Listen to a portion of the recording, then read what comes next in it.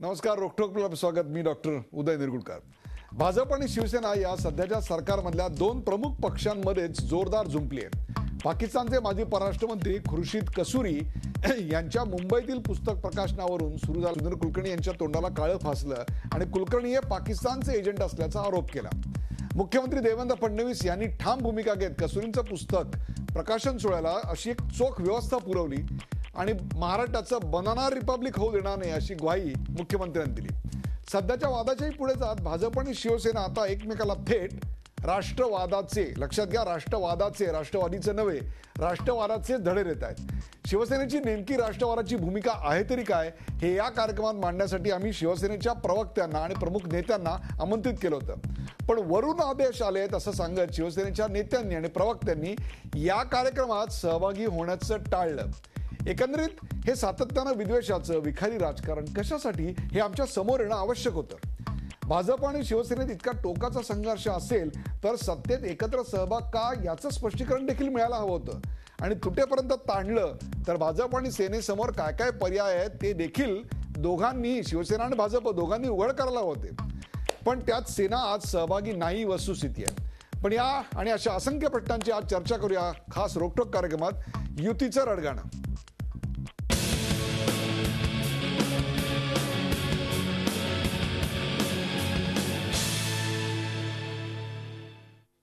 युतीचा रडगाणा आपण पाहूया. या विषयावरचा एक खास रिपोर्ट.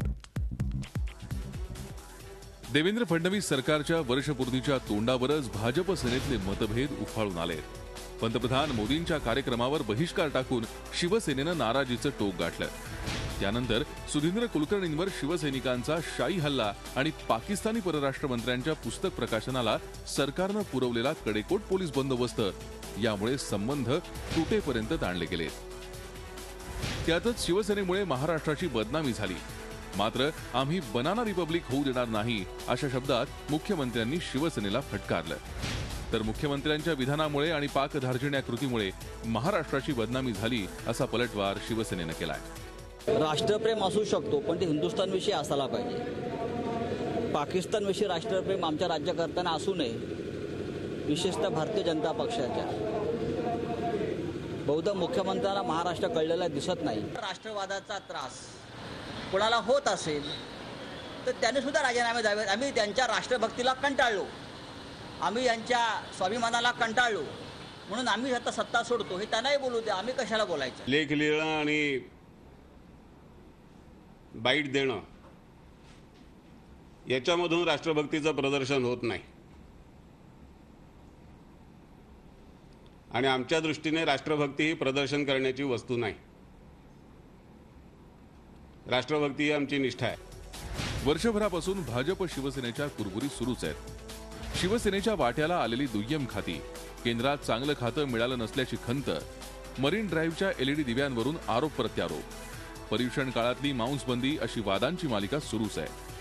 एकमेकांची मजबुरी म्हणून शिवसेना भाजप हे दोन्ही पक्ष सत्तेत एकत्र आले. मात्र मागील वर्षभरात या दोन्ही पक्षांची मनं काही जुळली नाहीत. संधी मिळेल तिथे एकमेकांवर टीका करणं आणि एकमेकांना शह देण्याचा प्रयत्न करणं हे दोन्ही पक्ष करत आलेत. आता या दोन्ही पक्षातील संबंध अगदी टोकाला पोहोचलेत.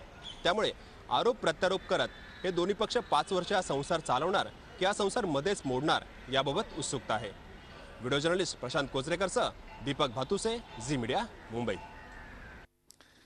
युतीचा रडगाणा या विषयावरचा खास रिपोर्ट आपण पाहिला आणि त्याविषयी चर्चा करण्यासाठी आपण आमंत्रित केले भारतीय जनता पक्षाचे मुख्य प्रवक्ते माधव भांडारी. आपल्या या कार्यक्रमात स्वागत. आपल्याबरोबर आहेत मृणालिनी नानिवडेकर, सकाळच्या ज्येष्ठ पत्रकार मृणालिनी नानिवडेकर आपल्याबरोबर आहेत. मृणालिनीजी, आपलंही स्वागत. आणि जतीन देसाई, ज्येष्ठ पत्रकार जतीन देसाई, राजकीय विश्लेषक, दिल्लीहून या कार्यक्रमात सहभागी होतात. आणि काही क्षणात आपल्याबरोबर काँग्रेसचे प्रवक्ते सचिन सावंत हे देखील सहभागी होणार आहेत.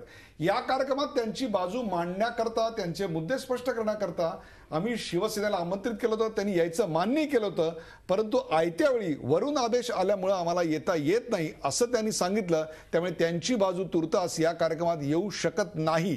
त्यामुळे हा कार्यक्रम एकतर्फी वाटला तर प्रेक्षकांना त्याचं स्पष्टीकरण आधीच द्यावं म्हणून मी हा खटाटोप करतोय.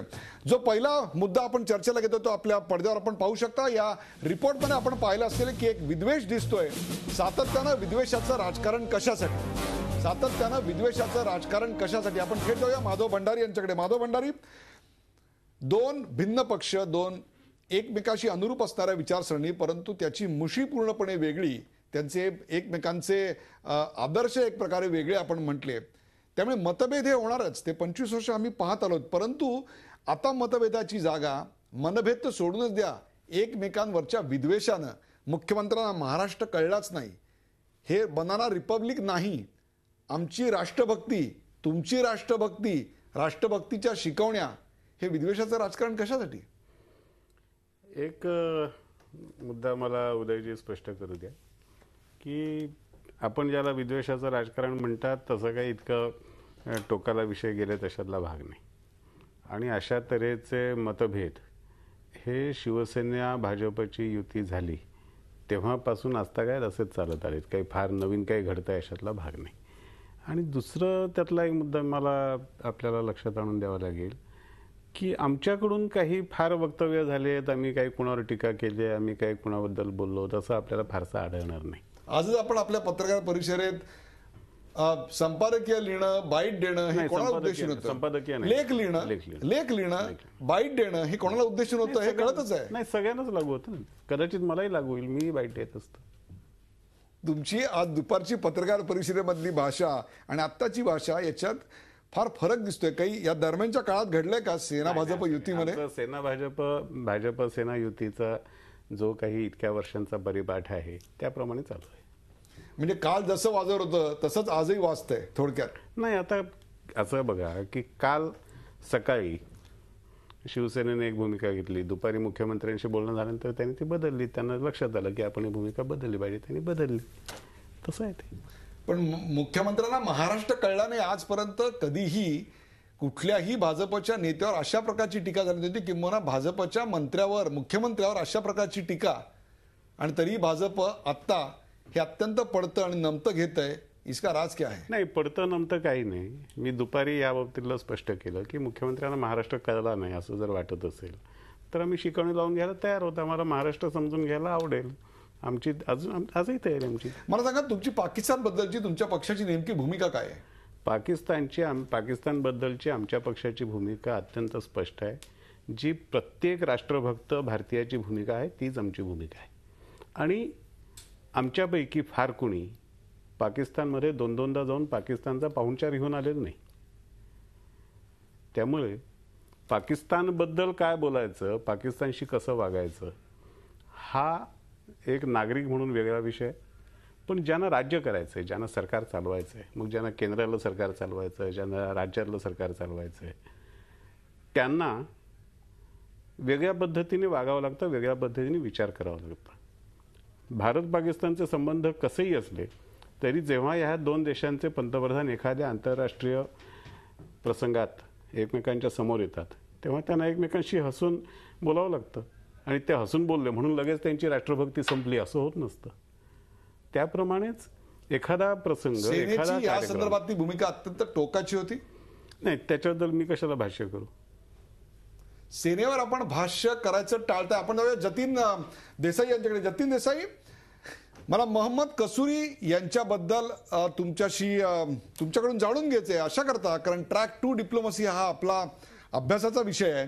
परवेज मुशर्रफ हे पाकिस्तानचे राष्ट्रप्रमुख असताना त्याच काळात मोहम्मद कसुरी हे त्यांचे परराष्ट्र मंत्री होते.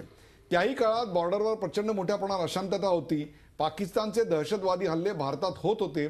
त्यावेळेला या कसुरी महाशयांनी एक विधान केलं होतं आणि ते विधान होतं की भारत देखील पाकिस्तानात दहशतवादी हल्ले करायच्या तयारीत आहे. अशा कसुरींना भारतात बोलवून त्यांना सन्मान देणं आणि त्याला ट्रॅक टू डिप्लोमसीचा एक मुलामा देणं, मग ही ट्रॅक टू डिप्लोमसी त्यांनी तेव्हा जे उच्चारलं त्या वाक्याच्या वेळी कुठे होती? जतीन देसाई. मला वाटतं एक आपण गोष्ट लक्षात घेतली पाहिजे की सत्तेत असताना जे काही लोक जशा स्वरूपानं वक्तव्य करतात की आपण देखील पाहिलं की भारतातले अनेकांचं उदाहरण मला देता येईल की नरेंद्र मोदींचं देखील उदाहरण देता येईल. गुजरातमधचे मुख्यमंत्री असताना त्यांनी पाकिस्तानबद्दल कशा स्वरूपानं म्हटलेलं ती गोष्ट वेगळी आहे. पण आपण लक्षात घेतलं पाहिजे की मुद्दा या ठिकाणी अशा स्वरूपानं आहे की कसुरीने एक पुस्तक लिहिले. त्या पुस्तकात त्यांनी काही मुद्दे मांडलेत. म्हणजे 2002 ते 2007 हे वर्ष ते परराष्ट्र मंत्री पाकिस्तानचे होते. आता त्यांनी लिहिलेले जे काही मुद्दे आहेत, शक्य आहे की त्याबद्दल वेगवेगळ्या लोकांचे वेगवेगळी मतं असतील.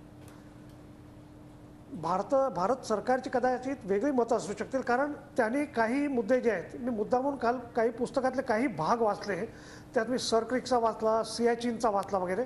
तर त्यांनी ज्या स्वरूपानं म्हटलं आहे, तर मला असं वाटतं की कदाचित भारत सरकारचं त्या संदर्भात वेगळं मत असू शकेल.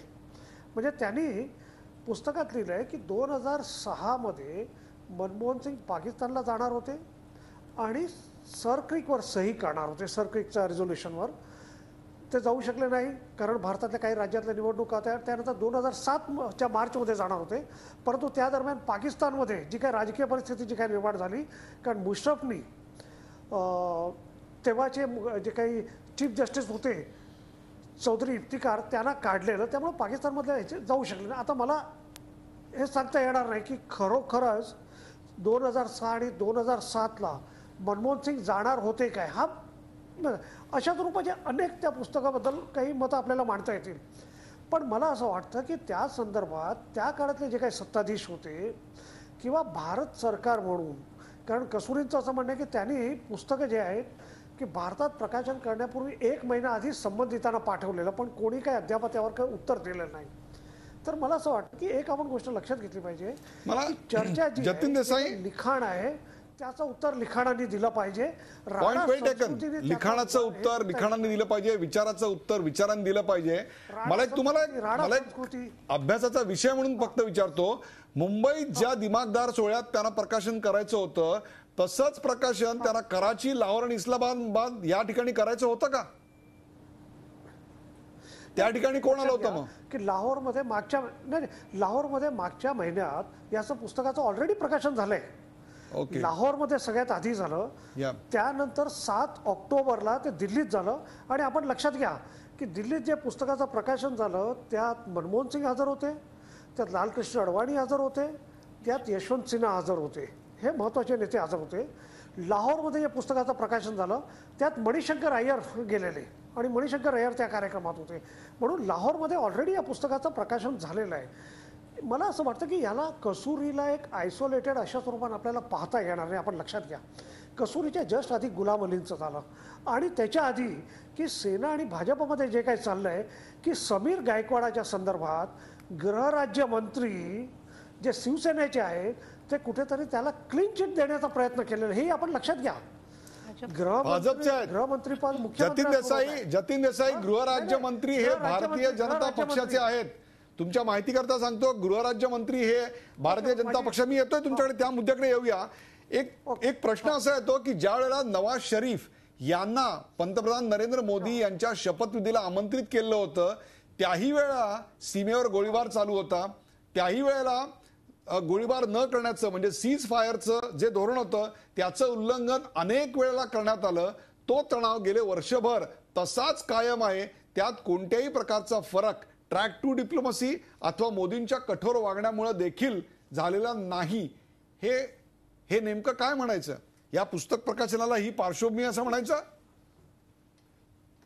निश्चित आपण लक्षात घ्या की त्या पुस्तकाचा आणि याचा आपण संबंध जोडता का, म्हणजे की 2003 साली लक्षात घ्या की जेव्हा अटल बिहारी वाजपेयी पंतप्रधान होते, त्या अटल बिहारी वाजपेयीच्या काळात सीज फायर अकॉर्ड आपण ज्याला म्हणतो त्या स्वरूपानं दोन्ही देशात झालं आणि त्याचं खूप दोन्ही देशाकडनं खूप स्वागत वगैरे झालं. आणि त्यानंतर अनेक महिने पुढचे दोन्हीकडनं काही व्हायोलेशन वगैरे झालं नाही, सीज फायर व्हायोलेशनचं. त्यानंतर 2013च्या डिसेंबर महिन्यात परत एकदा दोन्ही देशातले DGMO जे आहे, लष्करातले जे DGMO आहे त्यांची भेट झाली आणि त्यानंतर पुढचे काही महिने देखील सीज फायर व्हायोलेशन झालं नाही, गोळीबार वगैरे झाला नाही.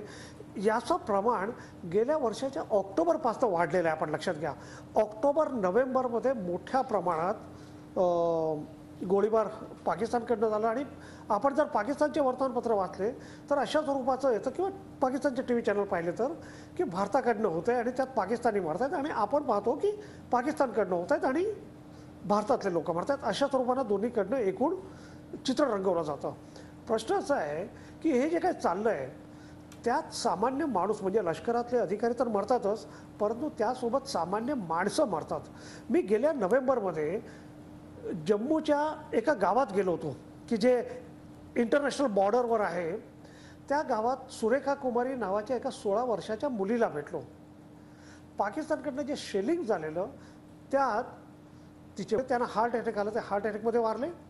सुरेखा कुमारीचा लहान भाऊ जखमी झाला आणि नेमकं त्याला काही म्हणजे बोलणं एकदम स्तब्ध अशा स्वरूपानं झालेलं आहे, त्याला काही सुचत नाही. सुरेखा कुमारी अत्यंत हुशार 10वीत शिकणारी मुलगी, तिला आपलं शिक्षण सोडावं लागलं, अशा स्वरूपानं होतं हे लक्षात घ्या आपण. आणि म्हणून जे काही सामान्य माणसं देखील मरत आहेत, आणि ही वस्तू तिथे आपल्याला मान्य केली पाहिजे की दोन्ही बाजूतले सामान्य माणसं मरत आहेत आणि कुठेतरी याचा विचार केला पाहिजे. आणि म्हणून की माझं असं म्हणणं की दोन्ही जतीन देसाई, मला तुम्हाला एक प्रश्न, आपण चर्चा पुढे न्यायची आहे म्हणून, पण एक प्रश्न तुम्हाला विचारायचा आहे. जसे पाक व्याप्त काश्मीरमध्ये किंवा पाकिस्तानमध्ये भारतावर हल्ला करण्यासाठी दहशतवादी कॅम्प आहेत, तसे दहशतवादी कॅम्प पाकिस्तानवर हल्ला करण्यासाठी भारतात आहेत असं आपल्याला म्हणायचं आहे? असं मी कधीही म्हटलं नाही, अशा स्वरूपानं नाही. आणि पाकिस्तान व्याप्त काश्मीर जे आहे तिकडे अशा स्वरूपानं उघड म्हणजे ह्यात काही लपवण्यासारखी काही गोष्ट नाही. म्हणजे ते सगळे कॅम्पचे फोटो वगैरे आलेले आहेत, हे आपण लक्षात घ्या. म्हणजे तिकडे ते कॅम्प आहेत, ही वस्तुस्थिती आहे. जैश ए मोहम्मद जे आहे किंवा लष्कर ए तैयबा जे आहे, या लष्कर ए तैयबाचं जे काही लष्कर ए तैयबाचं आणि ISIचे संबंध आहेत. लष्कर ए तैयबा बनवण्यात आलं प्रामुख्यानं भारतावर हल्ले करण्यासाठी बनवण्यात आलेलं आहे. आणि त्याच स्वरूपानं की नॉर्थ वझिरिस्तान जे अफगाणिस्तानला लागून आहे, तिकडे हक्कानी नेटवर्क जे आहे ते अफगाणिस्तानवर हल्ले करण्यासाठी बनवलं आहे. म्हणजे हे एकूण धोरणाचा भाग राहिलेला आहे, आपण लक्षात घ्या. आणि हे मी कधी मी उघडपणे सांगतो, म्हणजे हे कधी लपवण्याचं काही कारण नाही. मी तुमच्याकडे नंतर थोड्या वेळाने पाकिस्तानशी नेमकं कसं वागावं या विषयावर बोलण्याकरता येणार आहे, परंतु आपल्यासोबत सचिन सावंत आहेत, काँग्रेसचे प्रवक्ते. सचिन सावंत, सुधीर कुलकर्णी या भाजपच्या संबंधित असलेल्या एका नेत्यावर एक प्रकारे शाई फेकण्यात आली आणि पुस्तक प्रकाशन उधळून लावू अशा प्रकारची धमकी देण्यात आली. ती शाई फेकण्यात आली, याचाच अर्थ कुठेतरी कायदा आणि सुव्यवस्था राखण्यात हे सरकार कमी पडलं? नाही, निश्चितपणे. आणि आजचा जो प्रश्न तुम्ही ठेवलेला आहे की युतीचं रडगाणं, खऱ्या अर्थानं तर बेसूर आलाप येऊ लागलेत आणि जनता आता कानठळ्या त्यांच्या बंद झाल्यामुळे त्या ठिकाणी दोन्ही कानावर हात ठेवून त्या ठिकाणी पाहत राहिलेली आहे. आणि एकंदरच या संदर्भामध्ये पाहायचं झालं तर या कशा तऱ्हेनं सरकारच्या तर्फे एक प्रकारचं वीक गव्हर्नन्स दाखवा, म्हणजे ज्या आश्वासनं त्यांनी दिले होते की मॅक्झिमम गव्हर्नन्स देऊ, खऱ्या अर्थानं वीक गव्हर्नमेंट तर आहेच, परंतु नो गव्हर्नन्स सारखी पोझिशन त्या ठिकाणी राहिलेली आहे. आज या युतीच्या संदर्भामध्ये बघायचं झालं तर या दोन्ही पक्षांमध्ये किती वाद कुठले असावे याच्याशी सामान्य जनतेचं घेणं देणं नाही, इतर पक्षांचंही घेणं देणं नाही. त्या ठिकाणी त्यांचे दोन्ही वाद त्यांनी निपटून टाकावेत. परंतु खऱ्या अर्थानं प्रशासकीय विषयांवरती असेल किंवा खऱ्या अर्थानं गव्हर्नमेंटच्या संदर्भामध्ये असेल, अनेक महत्वाच्या निर्णयांच्या संदर्भामध्ये एक वाक्यता दिसावी अशी साधारण अपेक्षा त्या ठिकाणी आहे, त्यासाठीच तुम्हाला त्या ठिकाणी मतदान केलं होतं. परंतु आजची परिस्थिती अत्यंत गंभीर आहे. मला आता जे जाता प्रश्न त्या ठिकाणी विचारायचा आहे भंडारी साहेबांना, की हे जे चाललेलं आहे, आता मगाशी आपण उगीच पाकिस्तान वगैरे विषयावरती त्या ठिकाणी नेलं की काय योग्य काय अयोग्य. शिवसेनेचा राष्ट्रवादाच्या बरोबर चर्चा आपण करतोय की ती योग्य आहे का अयोग्य आहे. मला आता भारतीय जनता पार्टीला किंवा त्यांच्या सरकारला संजय राऊतांनी एक अतिशय चांगला प्रश्न त्या ठिकाणी विचारलेला आहे की शिवसेनेचा राष्ट्रवाद जर तुम्हाला मान्य नसेल तर सत्तेच्या बाहेर जावं. आता भारतीय जनता पार्टीला ते मान्य आहे का सत्तेच्या बाहेर जाणार आहेत, हे मला वाटतं आता भारतीय जनता पार्टीच्या प्रवक्त्यांनी आणि माननीय मुख्यमंत्र्यांनी त्या ठिकाणी स्पष्टता आणावी त्याच्यामध्ये. तेव्हा खऱ्या अर्थानं आज मला वाटतं चांगल्या तऱ्हेने चर्चा होईल. पाकिस्तान वगैरे फार मोठे क्लिष्ट विषय आहेत शिवसेनेसारखा. माधव भंडारी, आजची सूचना केलेली आहे सन्माननीय संजयजी राऊत यांनी, ती आहे विचारात घेऊ, चर्चा करू त्याच्यावर. आम्ही तुमचा या आधीच्या प्रेस कॉन्फरन्स मधला सूर आणि आत्ताचा सूर याच्यामध्ये बऱ्याच अंशी फरक पडलेला दिसतोय, त्याच्यात मवाळ भूमिका झालेली दिसते. काही फरक पडलेला नाही. मी ज्या पद्धतीने सांगितलं की आम्हाला महाराष्ट्र समजला नसेल तर आम्ही समजावून घ्यायला शिकवणी लावू, तसंच आम्हाला जर आता सल्ला दिलाय सत्तेतून बाहेर पडा तर आम्ही त्या सल्ल्यावर आमच्याकडे विचार. ब्रेकवर जाण्यापूर्वी एवढं तर सांगा, हा धाकट्या भावानं मोठ्या भावाला सल्ला दिलाय का मोठ्या भावानं धाकट्या भावाला सल्ला दिलाय? मी असल्या कुठल्याच परिभाषेत जात नाही. आणि सचिन सावंत सुद्धा ज्या पद्धतीने या विषयाकडे बघतायत त्यामुळे त्यांनाही त्याचं किती गांभीर्य आहे ते लक्षात आलेलं आहे. मला आपला जो विषय चालू होता ज्याच्यामध्ये जतीन देसाईंना विचारलं होतं, मला एक मुद्दा इथे स्पष्ट करायचा की कस्तुरीचं पुस्तक आणि कस्तुरीच्या पुस्तकाचं प्रकाशन याचा भाजपशी किंवा सरकारशी काही संबंध नाही.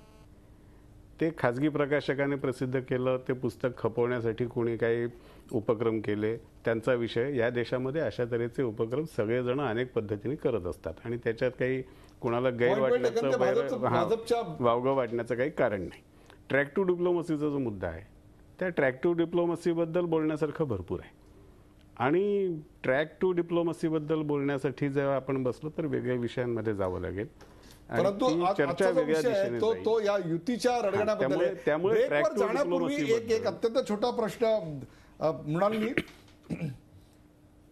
दादरी प्रकरणात पंतप्रधानांनी जर स्पष्टपणे निवेदन केलं असतं तर कदाचित अशा प्रकारच्या गोष्टी घडल्या नसत्या. एक स्पष्ट क्लिअर मेसेज गेला असता. मला असं वाटतं पंतप्रधानांनी नंतर का होईना या संदर्भात भूमिका घेतली आणि आपली सगळी लढाई ही दारिद्र्याविरोधात आहे असं एक त्यांनी गुळमुळीत का होईना पण विधान केलं. त्यामुळे खरं तर मोदींचं जे काय सरकार आहे ते विकासाच्या दृष्टीने जाणार आहे की एका हिंदुत्वाच्या दृष्टीने हा जसा मुद्दा आहे तोच कुठेतरी शिवसेना महाराष्ट्रात आणून त्याचा एक सवंग लोकप्रियतेचा उपयोग करून घ्यायचा प्रयत्न करते का, असा एक प्रश्न निर्माण झालेला आहे. मला खरं तर वाटतं की कसुरींच्या कार्यक्रमाला विरोध तो काळं फासून अजिबात नाही, मी समजू शकते. पण गुलाम अलींच्या कार्यक्रमाला विरोध हा शिवसेनेचा पोरकटपणा आहे. आणि उद्धव ठाकरेंनी ज्याप्रमाणे भीमशक्तीला एकत्र आणण्याचा प्रयत्न केला होता आणि सेना पुढे नेण्याचे पद्धतशीर प्रयत्न केले होते, तेच उद्धव ठाकरे आता पुन्हा मागे का जात आहेत. आणि त्याहीपेक्षा त्यांचा जो हेअर ॲपरंट म्हणतो तो या कृत्याला ऐतिहासिक का म्हणतोय हे न समजण्यासारखं झालेलं आहे. ट्विटरवर लिहून आणि फेसबुकवर लिहून अशा प्रकारच्या गोष्टी समजत नसतात, किंवा त्यासाठी जेन नेक्स्टशी संवाद असावा लागतो. या सगळ्याच गोष्टीची चर्चा करणार. त्याहीपेक्षा महत्त्वाचा प्रश्न, युतीमधलं हे रडगाणं महाराष्ट्राच्या कितपत पथ्यावर पडणारे किंवा महाराष्ट्राला मागे नेणारे, हाही एक सवाल आहे. त्याची चर्चा करूया. ब्रेक नंतर कुठे जाऊ नका, पाहत राहा झी 24 तास, युतीचं रडगाणं.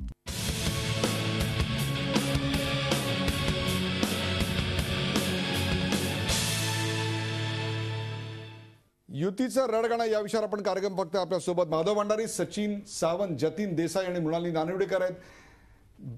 एक महत्वाचा मुद्दा जो आता आपण चर्चेला घेतो तो आपण आपल्या पडद्यावर पाहू शकता आणि तो मुद्दा आहे, इतका संघर्ष असेल तर सत्तेत एकत्र सहभाग कशासाठी. इतका संघर्ष असेल तर सत्तेत सहभाग कशासाठी. मृणाली, शिवसेना भारतीय जनता पक्षाचे मतभेद त्यांच्या एकत्र येण्यापासूनच आहेत.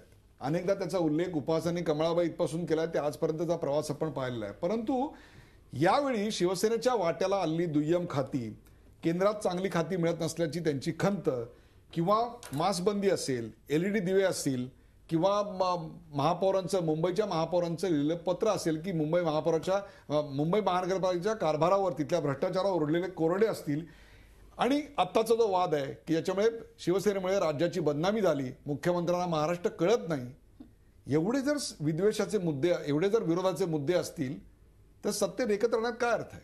नाही, फक्त आपण जे बोललात त्याच्यात एक वाक्याची फक्त दुरुस्ती करतो.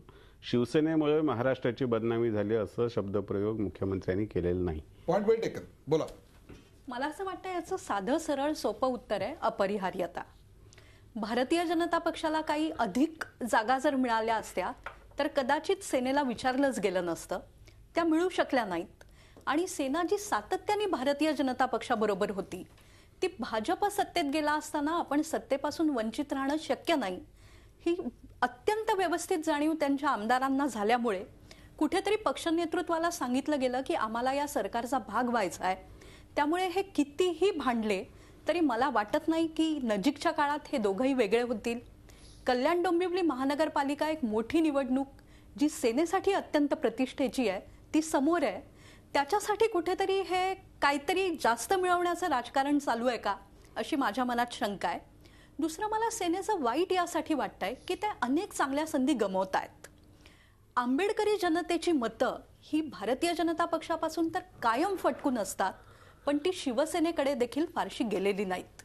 अशा वेळेला जेव्हा कुठेतरी स्मारक होत आहे त्यावेळेला आम्ही बीडला जातो, आम्ही येत नाही, आम्हाला बसायला जागा नाही, अशी भूमिका उद्धवजी का घेत आहेत मला सांगता येत नाही.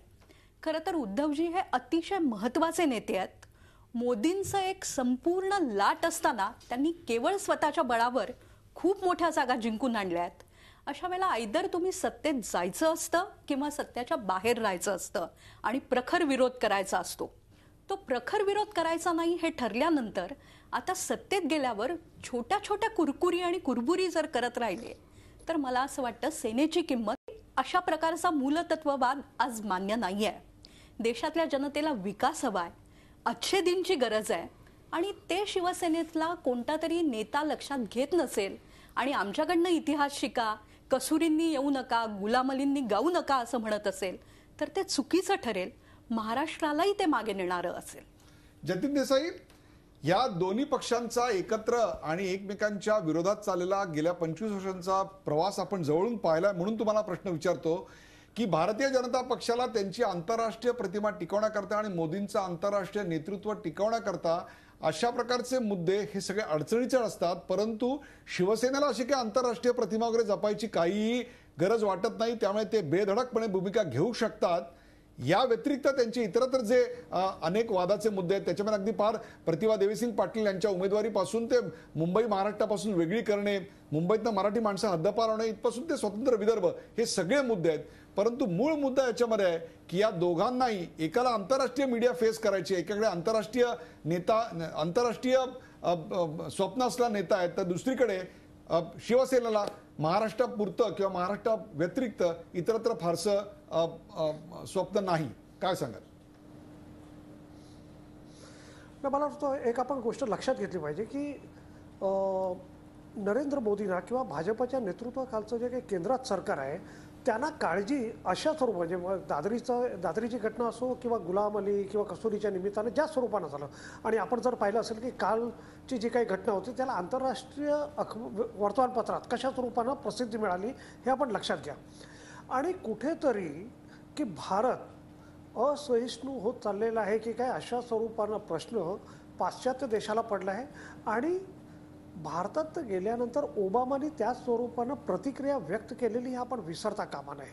मला असं वाटतं की आपण एक लक्षात घेतलं पाहिजे की आज की जागतिक भांडवल जे आहे ते एका देशातून दुसऱ्या देशात सहज जातं आणि परत त्या देशात, म्हणजे भारताचा जर आपण उल्लेख केला तर वेगवेगळ्या राज्यांमध्ये देखील स्पर्धा आहे की कुठल्या राज्यात जागतिक भांडवल जास्त जाईल. नरेंद्र मोदींचा जो काही प्रयत्न आहे की जागतिक भांडवलांना अट्रॅक्ट करण्याचा वगैरे, त्यासाठी त्यांचे विदेश दौरे वगैरे जे काही आहेत ते आपण लक्षात घ्या. अशा स्वरूपानं जे काही एकूण महाराष्ट्रातली जी काही इमेज परदेशात चालली आहे त्यामुळे जागतिक गुंतवणूक महाराष्ट्रात येण्याची शक्यता कमी होत चाललेली आपण लक्षात घ्या. गेल्या महिन्यातच जागतिक बँकेचा जो रिपोर्ट आलेला आहे त्यात अशा स्वरूपानं म्हटलं आहे की सगळ्यात जास्त इन्व्हेस्टमेंट बिझनेस फ्रेंडली भारतात कुठलं राज्य असेल तर ते गुजरात आहे आणि महाराष्ट्राचा त्यात 8वा नंबर आहे. आपण लक्षात घ्या, याचा विचार करा. ही अत्यंत काळजी चिंतेची बाब आहे. म्हणजे आपण एकीकडे जतीन देसाई, क्षणभर आपण हे जतीन देसाई, या सगळ्याला भारतीय जनता पक्ष आणि शिवसेना यांच्यामधले मतभेद किंवा विरोध किंवा विद्वेष हे कसं काय कारणीभूत आहे? हा निष्कर्ष कसा काय काढणार आपण? मला एक मिनिट जतीन, नाही जतीन भाई, नाही लक्षात घ्या, याला अशा स्वरूपानं की एकूण भारतीय जनता पक्ष आंतरराष्ट्रीय स्तरावर ज्या स्वरूपानं देशाला नेण्याचा प्रयत्न, जागतिक भांडवल आणण्याचा प्रयत्न, आणि सेनेला या सगळ्या गोष्टीचे काही घेणं देणं नाही.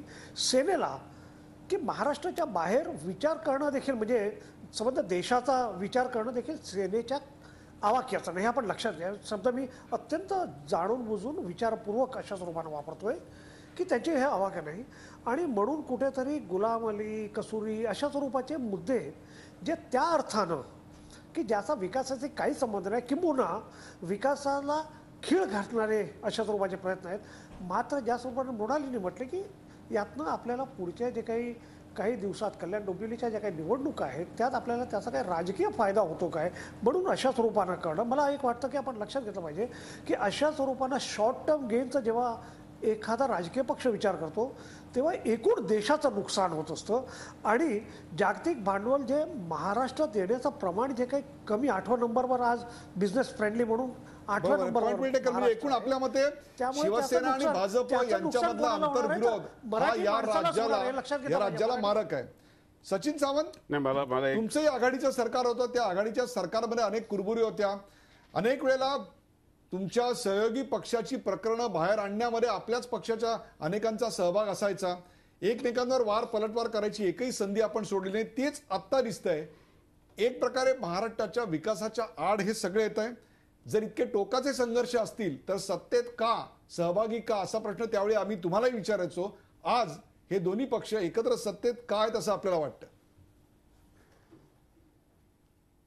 नाही, पहिली गोष्ट आमच्यात आणि यांच्यामध्ये फरक आहे. एक तर पहिली, ज्या तऱ्हेनं आम्ही त्यावेळेला एकत्र आलो होतो, 15 वर्ष आमचं राज्य चाललेलं आहे. महाराष्ट्राला आम्ही एक अतिशय चांगलं सरकार त्या ठिकाणी दिलं, याच्यामध्ये काही शंका नाही. 15 वर्ष स्थैर्य दिलं आणि त्याचबरोबर महाराष्ट्राचा एकंदर GDP ग्रोथ बघितला तर या 15 वर्षाच्या काळामध्ये प्रचंड वाढलेला दिसतोय.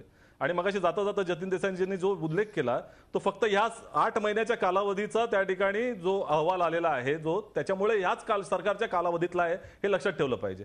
दुसरी गोष्ट अशी की आमचे संघर्ष निश्चित असे, कारण 2 वेगवेगळे पक्ष आहेत, त्यांच्या प्रत्येकाच्या महत्वाकांक्षा असल्या तरी एकंदर धर्मनिरपेक्षतेच्या संदर्भामध्ये असेल किंवा गव्हर्नन्सच्या संदर्भामध्ये आम्ही कुठल्याही तऱ्हेचं कॉम्प्रोमाइज त्या ठिकाणी केलं नव्हतं.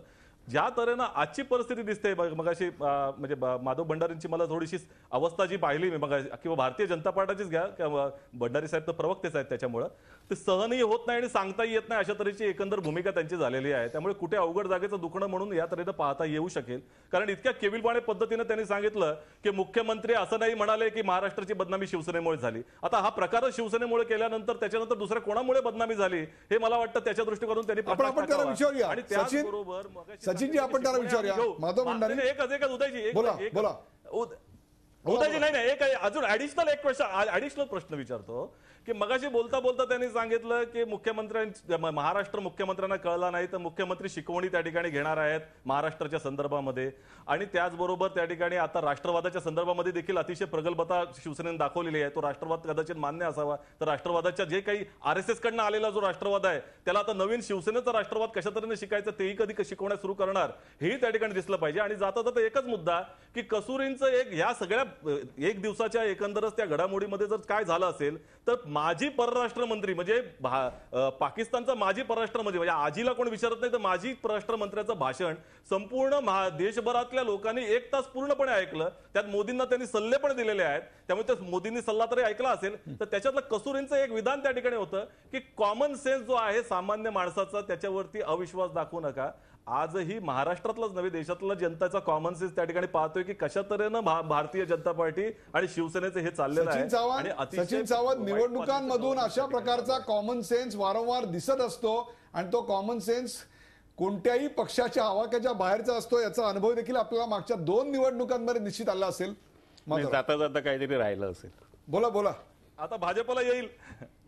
बोला. नाही, जाता जाता काही राहिलं असेल. जाता काही नाही. त्यांनी 2 महत्वाचे प्रश्न उपस्थित केले, त्यांची उत्तर नाही. पहिली गोष्ट, ज्या जागतिक बँकेच्या अहवालाचा उल्लेख केला त्या अहवालामध्ये महाराष्ट्र 8व्या स्थानावर आहे. तो 2013-14 मध्ये पहिल्या स्थानावर होता आणि या 8 महिन्यात 8व्या स्थानावर आला, अशी वस्तुस्थिती नाहीये. महाराष्ट्रातून उद्योगधंदे जे बाहेर गेले ते गेल्या 15 वर्षात गेले. महाराष्ट्राचा गेल्या 15 वर्षातलं प्रचंड श्रेय जर काही असेल, 15 वर्षाच्या राजवटीचं श्रेय जर काही असेल तर शेतीचा विकासाचा दर उणे गेला. महाराष्ट्राने पहिल्या क्रमांकाचं स्थान देशात जरूर मिळवलं. कोणत्या क्षेत्रात? तर ज्या राज्यामधलं भूगर्भातल्या पाण्याची पातळी झपाट्याने खाली जाते त्या विषयामध्ये महाराष्ट्र पहिल्या क्रमांकावर आहे आणि ही सगळी गेल्या 15 वर्षांची देणगी आहे. त्यामुळे त्या विरोधाचा कोणत्याही प्रकारचा परिणाम राज्याच्या विकासावर किंवा या महाराष्ट्राच्या प्रगतीवर होत नाही.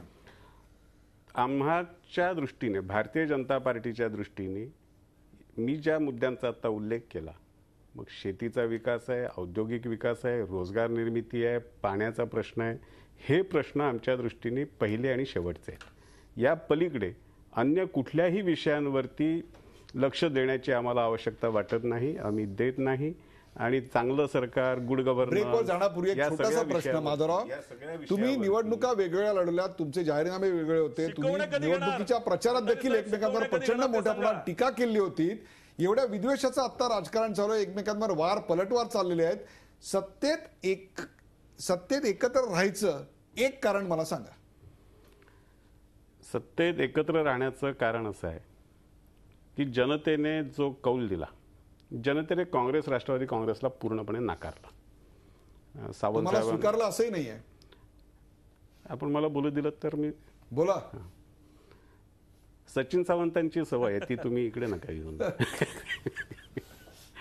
सावंत साहेबांना ज्या सामान्य माणसाच्या कॉमन सेन्सचा अनुभव त्यांच्या पार्टीला, मी त्यांना नाही म्हणत, पार्टीला, नाही कस्तुरीने सांगितलं तुम्हाला, कस्तुरीने सांगितलंय. या देशातल्या जनतेने आपला कॉमन सेन्स काय असतो हे काँग्रेसला 2014 मध्ये वारंवार दाखवलं. तुम्ही आताही आता दाखवलं. सत्तेत राहायचं कारण सांगा माधवराव. मी तेच सांगत होतो. कारण तुम्ही सत्तेतनं बाहेर पडावं असं सांगण्यात आलंय तुम्हाला. हो ना, म्हणून आम्ही त्याच्यावर विचार करणार ना. मी तेही सांगितलं की आम्ही असं सल्ला कानावर टाकणार नाही किंवा त्याच्याकडे असं उपेक्षेने टिंगलीने बघणार नाही. आम्ही गंभीरपणे चर्चा करू त्याच्यावर. पण आम्ही जे सत्तेत आहोत, या महाराष्ट्रातल्या जनतेने आम्हाला 123 जागा दिल्या. सगळ्यात मोठा राजकीय पक्ष म्हणून आम्ही आलो. आणि महाराष्ट्राच्या आजच्या परिस्थितीमध्ये इतक्या तातडीने पुन्हा निवडणुका घेणं, या 15 वर्षांची सावंतसाहेबांच्या आघाडीची जी राजवट होती तिने 3,80,000 कोटी रुपयांचं कर्ज ह्या राज्यावर करून ठेवलं आहे, राज्याला भिकेला लावलं आहे. आणि पुन्हा एक नवी निवडणूक आणि पुन्हा त्याच्यातून नवा कर्जाचा बोजा, हे आज महाराष्ट्राला परवडणारं नाही. म्हणून आता सध्या युतीचं हे रडगाणं चालू आहे.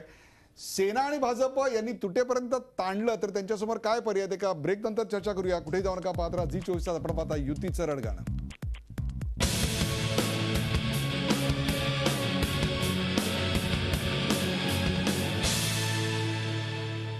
एक वर्ष होत आहे, त्याच्या आतच विद्वेषाचे प्रचंड मोठे निखारे आपल्याला पाहायला मिळतात. हे असंच 5 वर्ष चालूही राहू शकतं. या रडगाण्यामुळं विकासाची गती मंदावते असं दोन्ही मान्यवरांनी आपल्याला सांगितलं. आपलंही तेच मत आहे. पुढं काय होणार आहे? दोघेही पक्ष पुन्हा जमवून घेतील आणि येरे मागल्याप्रमाणे हे सगळं असंच चालू राहील का कुठेतरी एक पक्ष कणखरपणे उभा राहील? मला असं वाटतं बिहारमध्ये लागणारे निकाल हे देखील यातला खूप महत्वाचा भाग असेल. जर नितीश कुमार आणि लालू प्रसाद यादव यांनी अमित शहांच्या भाजपला मागे टाकलं तर कदाचित शिवसेनेचा आवाज वाढेल. ते भारतीय जनता पक्षाला मोठ्या प्रमाणात त्रास देऊ शकतील. जेव्हा एखादा पक्ष खूप मोठा असतो तेव्हा तो दुसरा पक्ष फोडायचा पद्धतशीरपणे प्रयत्न करतो. माधवराव अत्यंत हुशार प्रवक्ते असल्यामुळे ते याविषयी काही बोलणार नाहीत. पण शिवसेनेने अति केलं तर भारतीय जनता पक्ष सगळ्यात पहिल्यांदा शिवसेना फोडायचा प्रयत्न करू शकेल. आमचा पक्ष अभेद्य आहे अशी भाषा बोलायची शिवसेनेची आता वेळ नाही. प्रत्यक्ष बाळासाहेब असताना पक्ष 2दा फुटलेला आहे. त्यामुळे सत्तेत राहायची ज्या शिवसैनिकांना आस आहे, शिवसैनिकांपेक्षाही मी आमदारांना म्हणीन, ते कदाचित भारतीय जनता पक्षाकडे जाऊ शकतील. किंवा बिहारमध्ये जर अतिशय प्रचंड मोठी मतं भारतीय जनता पक्षाला मिळाली तर शिवसेना हा सगळा विरोध मावळून म्यान करून आम्हाला चांगली पदं मिळावीत यासाठी प्रयत्न करेल.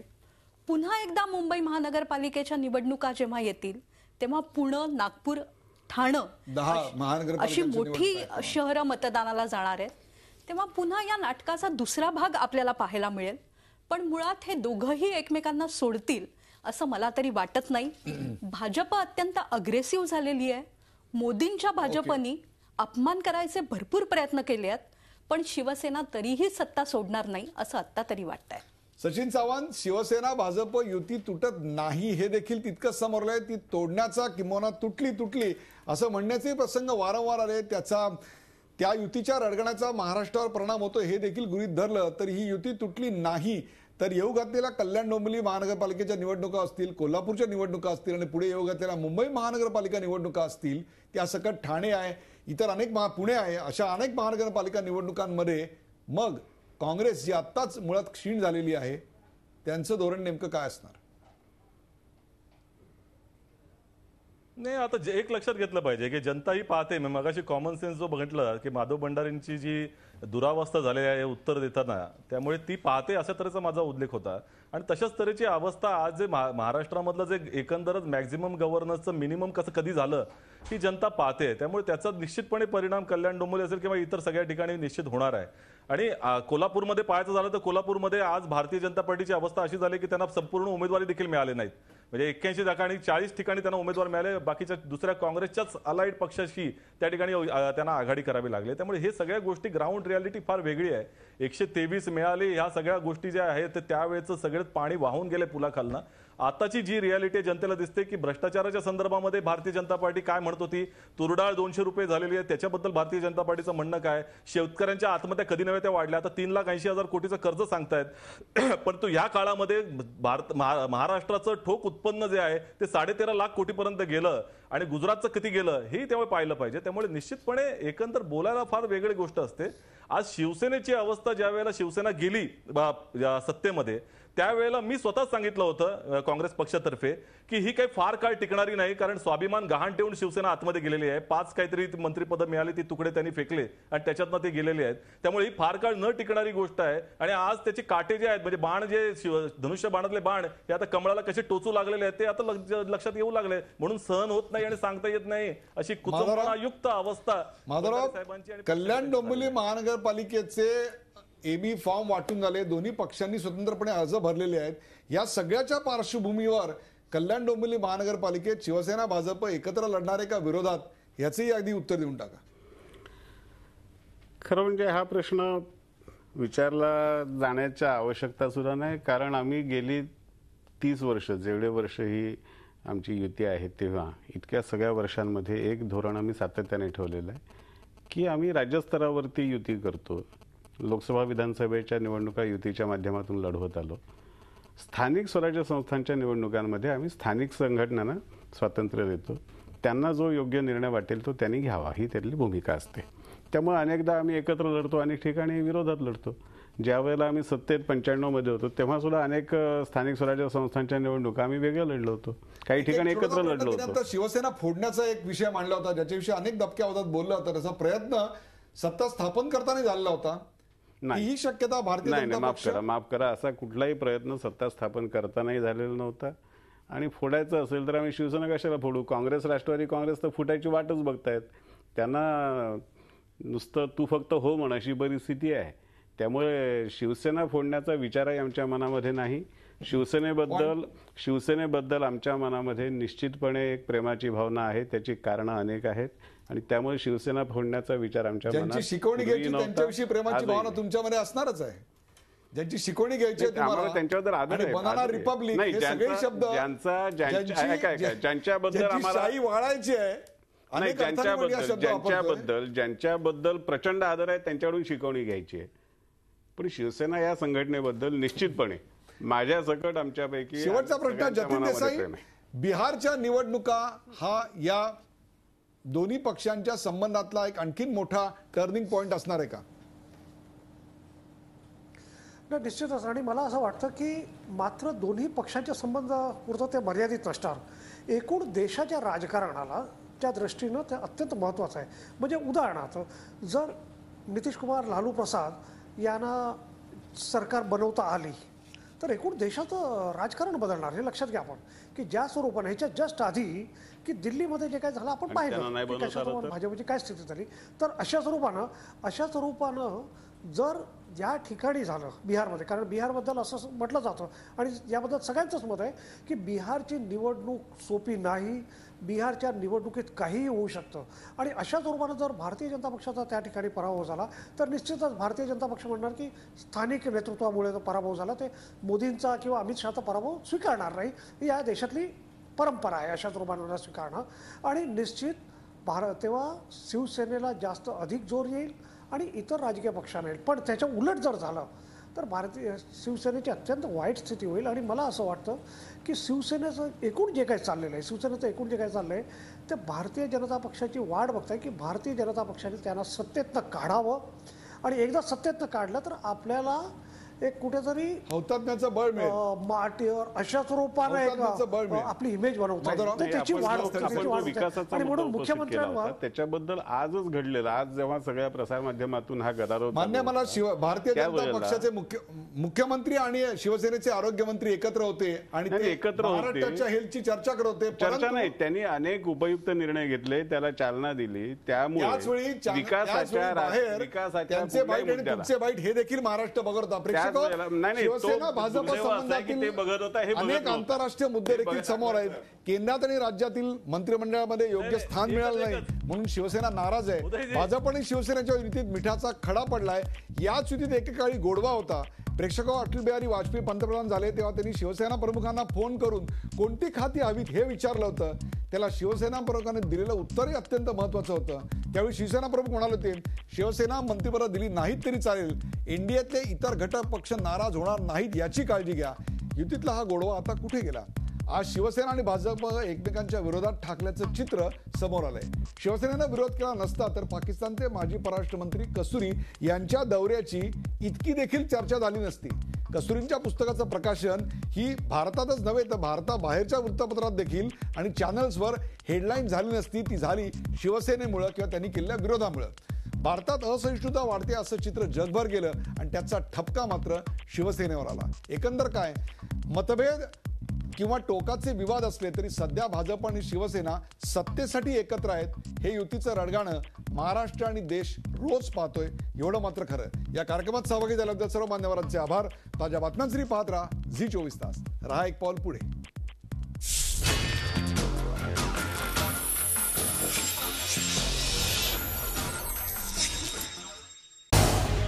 झी24 तास रहा एक पाऊल पुढे.